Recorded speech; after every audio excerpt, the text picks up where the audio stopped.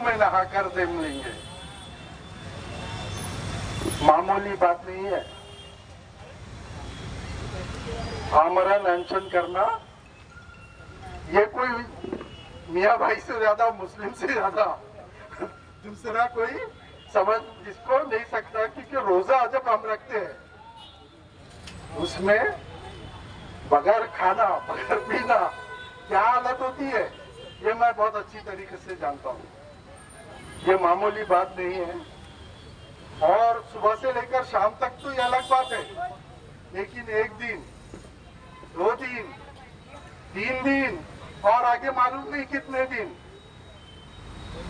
बगैर खाना खाए बगैर कुछ किए रहना ये मामूली बात नहीं है। ये छोटे दिलों के लोगों की बात ही नहीं है, ये मामूली लोगों की बात ही नहीं है।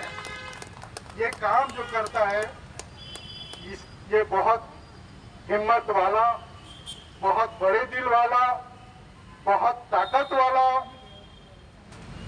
और ये बात भी किसी से छुपी नहीं कि जिसके अंदर हिम्मत होती है, जिसके अंदर ताकत होती है, उसके लिस्ट में हार नाम की कोई चीज ही नहीं होती।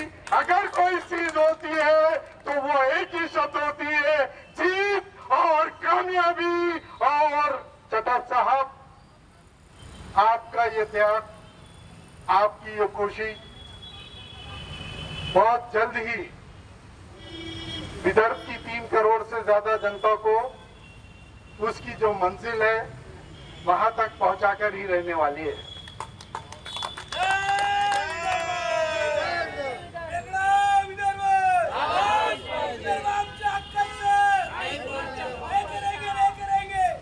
हमारी लड़ाई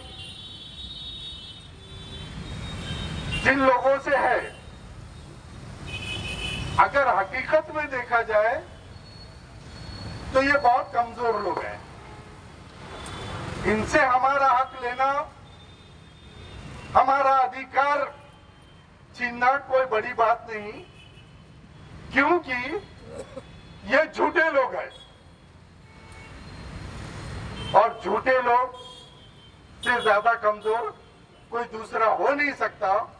और कमजोरों से लड़ाई जीतना कोई बड़ी बात नहीं। ये कितनी मजे की बात है और मजाक की बात है। थोड़ा सा विषय चेंज कर रहा हूं, लेकिन मेरे को ऐसा लगता है कि इस बात का भी जिक्र होना यहाँ पर जरूरी है। कोरोना आया, चाइना में सबसे पहले इसका पता चला नवंबर 19 में। नवंबर 19 में एक ऐसी खतरनाक बीमारी का पता चलता है जो इंसानों के जरिए इस कोने से लेकर दुनिया के उस कोने तक पहुंचने में बहुत ज्यादा समय लगने वाला नहीं। ये बहुत ही खतरनाक बीमारी है और बहुत ही जल्दी पूरे दुनिया में ये फैल सकती है। इसका पता कब चलता है? नवंबर 19 में। नवंबर 19 का नवंबर जाता है, 19 का दिसंबर जाता है। अगर कोई बीमारी किसी दूसरी बस्ती में है और वहां से इंसान के माध्यम से अगर हमारी बस्ती में आती है, तो सबसे पहले इस बस्ती के लोग, जहां पर वो बीमारी नहीं पहुंची, उस बस्ती के लोग क्या करेंगे? उनके बस्ती के आने वाले मार्गों को बंद कर देंगे। वहां पर एंट्री किसी की नहीं होगी। 19 नवंबर 19 में इस बात का पता चलता है। नवंबर का महीना जाता है, भारत की जो सीमा है वो सभी के लिए खुली रहती है, सील की नहीं जाती। किसके अधिकार से शुरू है? सील करने की ताकत किसके पास में थी? सीधा सीधा अगर मोदी जी का नाम लूं तो गलत नहीं होगा, क्योंकि वो प्रधान थे, वो इस देश के प्रधान थे। हर निर्णय तो वही लेते हैं किसी भी दूसरा, अगर रेलवे डिपार्टमेंट का, रेलवे में कोई नई ट्रेन निकलती है तो उसका उद्घाटन करने वाले मोदी, कहीं पटरी नहीं बनती है तो उसका उद्घाटन करने वाले मोदी, कहीं रोड बनता है तो उसका उद्घाटन करने वाला मोदी, कहीं पुलिया बनता है तो उसका उद्घाटन करने वाले मोदी। यानी सारा का सारा श्रेय लेने वाले मोदी, यानी करता धरता इस देश का सिवा मोदी जी के और कोई नहीं। जिम्मेदारी किसकी थी?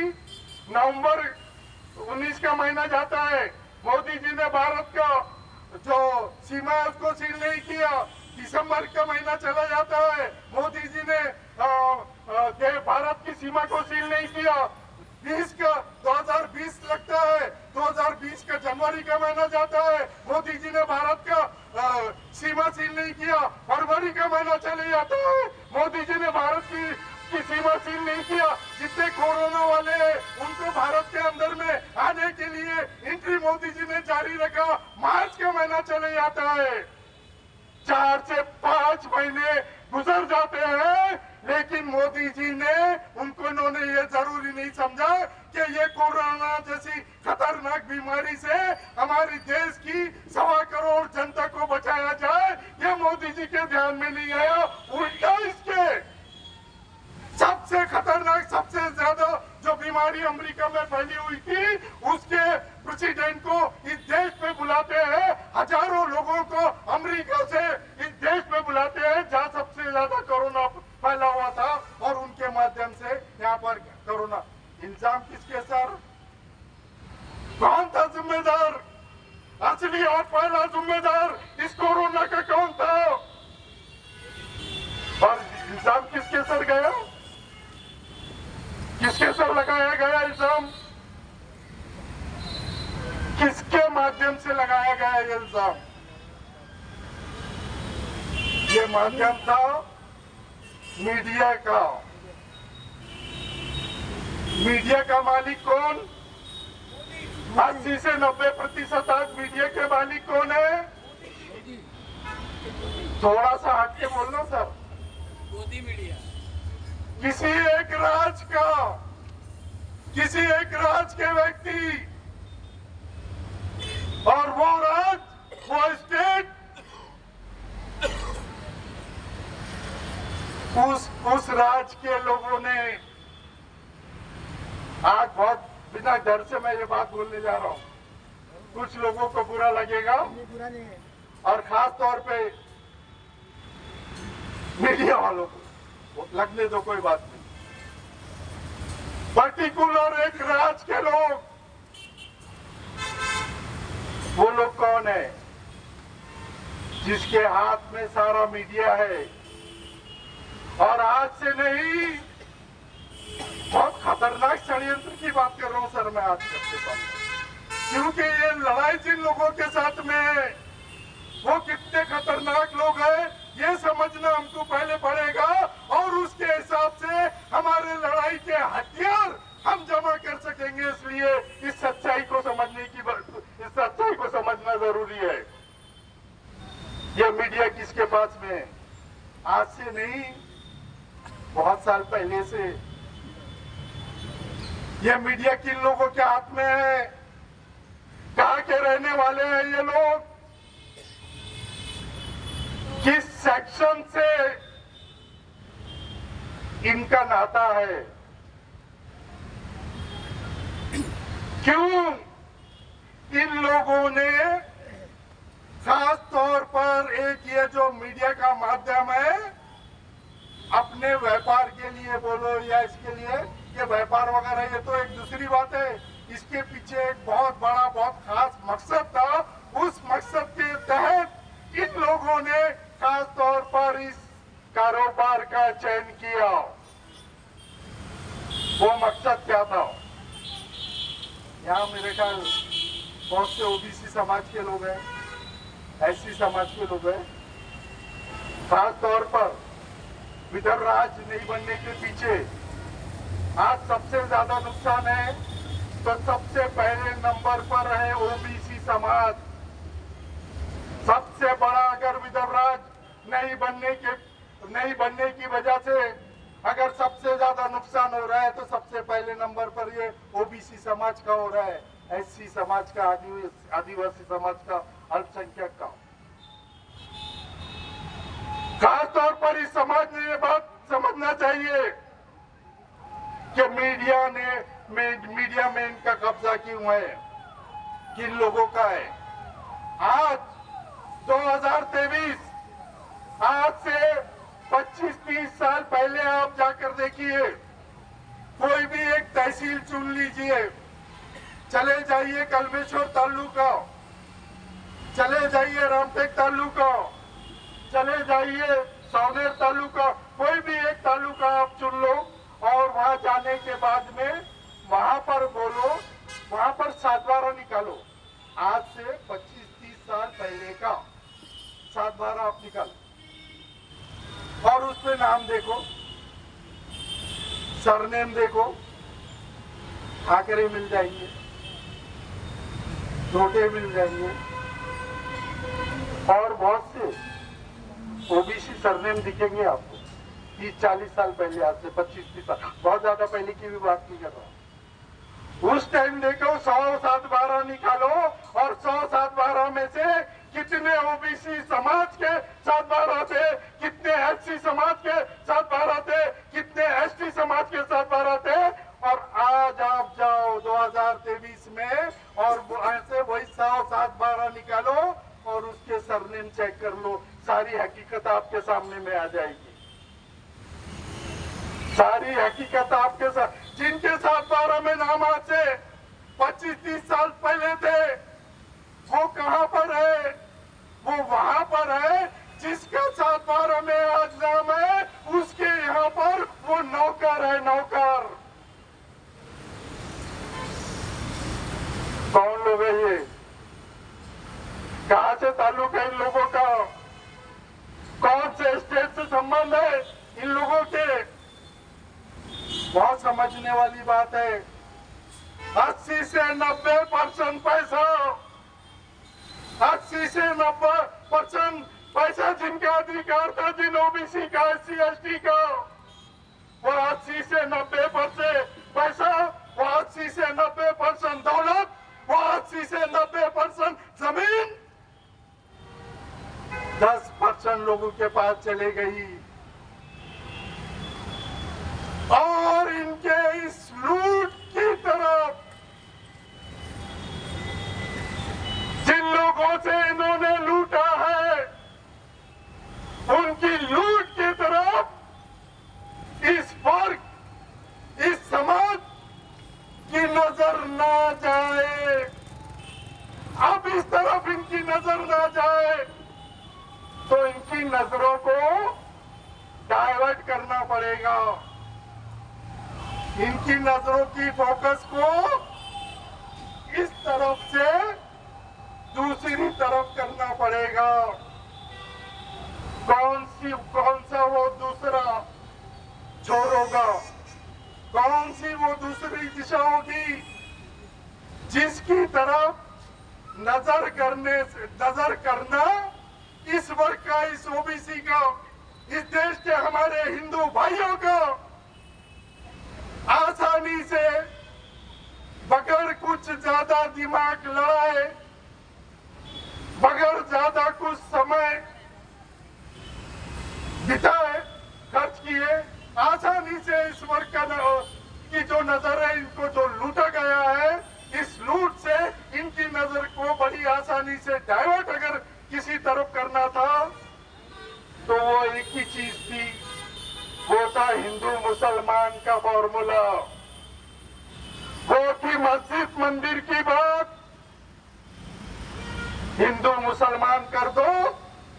जो लूटा है इन लोगों को सदियों से, जिस एक स्टेट के लोगों ने, जिस पर्टिकुलर एक वर्ग के लोगों ने, उस लूट की तरफ इनकी नजर ना जाए, इनकी तरफ नजरें लगा दो इस तरफ, और उसका माध्यम मीडिया। कितने मीडिया के लोग हैं यहाँ पर? कितने नेशनल मीडिया के लोग इस जगह में और दखल लिया इस अमर पोषण का? क्या कारण है? किसके इशारों पर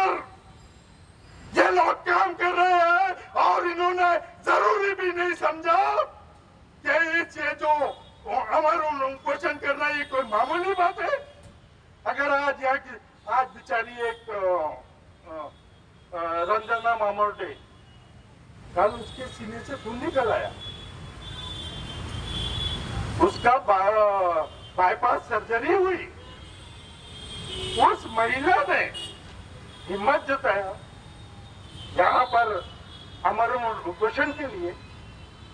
ऐसी एक महिला की इन हरामखोरों को दखल लेने का ख्याल, ये विदर्भ का मुद्दा, इसका चुनाव से भी संबंध है, इसलिए मैंने इतनी लंबी कहानी आपको बताया है। क्या होने वाला है, जैसा चुनाव आएगा, विदर्भ की ये जनता, विदर्भ की वो जनता जिनको इनके माँ बाप ने अपना पेट काट काट करके पढ़ाया लिखाया, अपनी ख्वाहिशों को कुचल कुचल कर विदर्भ के पालकों ने अपने बच्चों को पढ़ाया लिखाया, इस आशा के साथ कि इनके बच्चों को सरकारी नौकरी मिल जाएगी।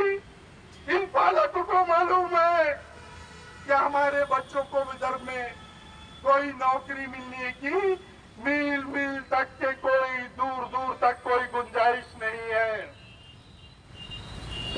4 से 5% विदर्भ के अंदर में वृद्ध आश्रम बन रहे हैं। हर साल चटक साहब 4 से 5% हर साल विदर्भ के अंदर में वृद्ध आश्रम बन रहे हैं। क्या मतलब है ये? मामूली बात है। वृद्ध आश्रम यानी क्या? वो जगह जहां पर उनकी औलादों ने उनके माँ बाप को छोड़ दिया। वो लोग जाते हैं ओल्ड एज होम में, वृद्ध आश्रम के अंदर 4 से 5% हर साल वृद्ध आश्रम में विदर्भ के अंदर में बढ़ोतरी का होना क्या दर्शाता है? क्या सोच रहे हैं विदर्भ के पालक? कहां पर है ये किसान आत्महत्या कि हर साल मालूम नहीं हजारों की तादाद में विदर्भ का किसान आत्महत्या कर रहा है। विदर्भ के नौजवानों को नौकरी नहीं। ये बेशरम गृह मंत्री हमारा विदर्भ का ये देख रहा है। ये बेशरम गृह मंत्री जिस क्षेत्र में रहता है, क्या उसको ये नहीं मालूम कि वो जिस क्षेत्र में रहता है उस क्षेत्र के अंदर में जो पुलिस थाना है वहां पर 80 से 90% अधिकारी जो है, जो अफसर है, वो 80 से 90% अधिकारी ये पश्चिमी महाराष्ट्र मराठवाड़ा के हैं। विदर्भ के बच्चों को वहां पर नौकरी नहीं। ये गृह मंत्री उसका विभाग है, ये इसको नहीं मालूम, मगर ये नहीं कर सकता। इसके बाप में दम नहीं है कि ये वहां के बच्चों को निकालकर विदर्भ के बच्चों को वहां पर नौकरी दे दे। इसके बाप में दम नहीं है। आने वाला चुनाव है, मैं पूछना चाहता हूं इन पालकों से जो वृद्ध आश्रम में कल जाने वाले हैं। मैं पूछना चाहता हूं इन नौजवानों से जिनके बच्चों को यहाँ पर नौकरी नहीं। मैं पूछना चाहता हूँ इन किसानों से जो हजारों की संख्या में फांसी लगाने को मजबूर है। मैं पूछना चाहता हूँ विदर्भ के उस ओबीसी समाज से जिनके 7/12 में से नामो निशान मिट गए। मैं पूछना चाहता हूँ आदिवासी समाज से और एससी समाज के लोगों से कि अभी जब चुनाव आएगा, अभी जब चुनाव आएगा, आप वोट किसको देने वाले? किसको देने वाले हैं आप वोट? दावे से कहता हूं उन्हीं लोगों को जिन्होंने आप पर जुल्म किया, आपके परिवारों पर, आपके मासूम बच्चों पर जिन्होंने जुल्म किया, उसी को ये और जो देने चाहूं कि मैं ये भी दावे से कहता हूं कि जब यहाँ की जनता वोट देने जाएगी और वो वोट देकर आएगी। अगर आप उससे ये सवाल करेंगे कि क्या भाई तूने अपनी मर्जी से वोट देकर आया क्या, उसका जवाब क्या रहने वाला है? उसका जवाब रहने वाला है हाँ, ये मैंने अपनी मर्जी से वोट देकर आया। लेकिन मैं आपको बताना चाहता हूँ, जो ये बोल रहा है कि वो अपने मर्जी से वोट उसने डालकर आया है, उसकी इच्छा उसके दिमाग से, उसने अपने दिल से वोट डालकर आया। जो बात ये वो कहेगा वोट देकर आने के बाद, मैं दावे से कहता हूँ वो उसकी मर्जी नहीं थी। वो जो उसकी मर्जी बनाया महीने भर के अंदर, ये जो टीवी चैनल है, ये जो बिकाऊ टीवी चैनल है, ये जो देशद्रोही टीवी चैनल है, उनके माध्यम से उसका दिमाग बनाया गया और उस दिमाग के तहत वो उस दिन वोट डालकर आया। उस दिन उसने अपनी मर्जी से वोट नहीं डाला। वो टीवी चैनलों ने जो दिमाग बनाया उसके मर्जी से वोट डालकर आने वाला है। आपको समझना है, विदर्भ का ये मामला है, ये विदर्भ के पालकों का मामला है। ये जब जब हिंदू मुसलमान की बात करेंगे तो ये समझ लेना सबसे बड़ा हिंदू राष्ट्र, हिंदुत्ववाद, हिंदू राष्ट्र। मालूम है भारतीय जनता पार्टी ने अगर सबसे बड़ा इस देश के अंदर में जब से इनका अस्तित्व आया, सबसे ज्यादा घर इन्होंने किसी को ठगा है, सबसे ज्यादा अगर इन्होंने किसी के साथ दगाबाजी की है तो वो मेरे देश के हिंदू भाइयों के साथ की है, हिंदुत्व और हिंदू राष्ट्र के नाम पर। ये एक बहुत बड़ा छल है। कुछ लोग, ब्राह्मण समाज सब बुरे नहीं है, बहुत है, कुछ लोग हर समाज में होते हैं, ब्राह्मण समाज के भी बहुत अच्छे लोग हैं, सेकुलर माइंड के लोग हैं, ब्राह्मण समाज को भी दोष देना बराबर है। हर समाज में अच्छे बुरे लोग होते हैं, मगर कुछ लोग, 1% लोग, उन्होंने एक अपनी पार्टी बनाया और उनको ये मालूम था कि जो दूसरे जो हमारे इस देश के हिंदू भाइयों के वोट है, ये इससे पहले किसकी झोली में है। इन्होंने एक पार्टी बनाया, एक पार्टी बनाकर, आप पहले राजा पेट से होता था, इनको मालूम है कि अब राजा पेट से नहीं पेटी से होता है और राजा इनके कंट्रोल में या तो इनका होना चाहिए या इनके कंट्रोल में होना चाहिए। ये इनकी पहले से ही मानसिकता है सर्वश्रेष्ठ अपने आप को बताने की। जब बेटी से राजा पैदा होने लगा तो बेटी से अपना राजा कैसा पैदा करना है, तो उसके लिए चाहिए था वोट। अब वोट तो हिंदू भाइयों का इनके पास था नहीं, ये सारा के सारा वोट किसी न किसी सेकुलर पार्टी के पास था। उस पार्टी से, इनकी जो पार्टी थी, इस पार्टी के झोली में वोट कैसा लाना, मैंने सुब्रमण्यम स्वामी को मुंह पर बोला था। सुब्रमण्यम स्वामी जी, चढ़प साहब, मैंने सुब्रमण्यम स्वामी को मुंह पर बोला था, गर्व से कहो हम हिंदू हैं। पहले मामला क्या था, टॉप, सेकंड, थर्ड, और पहले ये पहचान थी ना देश के मेरे हिंदू भाइयों की, पहले पहचान कही थी, पहला नंबर, दूसरा नंबर, तीसरा नंबर और चौथा नंबर, पहले ये पहचान थी। और उस वक्त ये पहचान बनाने का कारण क्योंकि ये सोर्स ऑफ इनकम था उनका, इनका दूसरा कोई और कुंभी समाज का एक सोर्स ऑफ इनकम था, लोहार समाज का एक सोर्स ऑफ इनकम था, कुमार का एक सोर्स ऑफ इनकम था, मगर कुछ लोगों का सोर्स ऑफ इनकम कोई दूसरा नहीं था, सर्वश्रेष्ठ यही सोर्स ऑफ इनकम था। सारे अधिकार हमारे पास में यही सोर्स ऑफ इनकम था, दूसरा सोर्स ऑफ इनकम नहीं था। उस वक्त ये वाला फॉर्मूला कारगर था, पहला नंबर, दूसरा नंबर, तीसरा नंबर और चौथा नंबर, वो उसके लिए पहले कारगर था। लेकिन जब बेटी से राजा पैदा होना वाली बात आई तो फिर फॉर्मूला फिर कौन सा, क्या अगर मैं पहले जैसा आपको दूरी बना के रखता, नहीं अब तो मेरे को आपका वोट होता, तो अब मैं क्या बोल रहा हूँ गर्व से कहो हम हिंदू हैं, गर्व से कहो। अब वो 1 2 3 नंबर साहब चले गया, अब उससे अब गर्व से बहुत खतरनाक, सबसे ज्यादा इस देश के हिंदू भाइयों को ठगने वाला अगर कोई नारा था तो यही था, गर्व से कहो हम हिंदू हैं, गर्व से कहो हम। सबसे ज्यादा था। किसने ठगाई? ये कौन लोग है? मैं उन लोगों की बात करूं जिनसे हमको विदर्भ आज लेना है। ये ठगी लोग हैं। इन लोगों से निपटने के लिए हमको भी वही फॉर्मूले अपनाना है। इनके षड्यंत्रों पर आना नहीं है। लड़ाई कुछ और है, समझने की बात है, वो समझ के देना। नारे सुन लो, अमल समझ के करना।